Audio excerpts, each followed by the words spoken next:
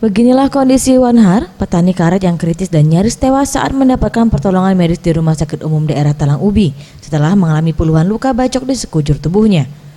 Kejadian pembacokan terjadi pada Sabtu siang sekitar pukul 12 waktu Indonesia Barat ketika korban Wanhar dan istrinya hendak pulang dari kebun karet dan secara tiba-tiba di salah satu jalan yang ada di Dusun 3 Desa Sungai Langan, korban dihadang 3 orang yang belum diketahui identitasnya menggunakan 3 sepeda motor.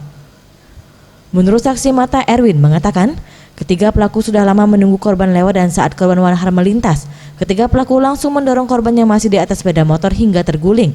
Dan para pelaku yang membawa sajam semua langsung membacok secara bersama-sama dan korban berhenti dibacok.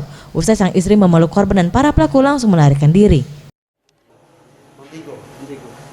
Itu nyulak dari motor apa cak mana itu? Nyulak di yang Diadang kan mana?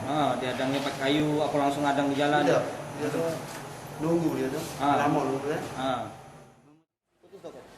Kalau putus sih enggak, tapi kalau untuk bagian tulangnya yang putus sih enggak, tapi kalau seandainya untuk bagian pembuluh darah ataupun bagian otot-ototnya itu ada yang putus.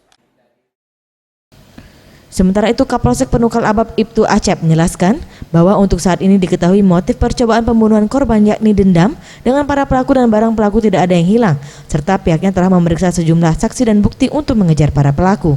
Ini dendam dengan korban ketika korban pulang dari kebun karet berboncengan dengan istrinya dihadang di jalan dan langsung diserang oleh ketiga orang pelaku dengan cara membabi buta.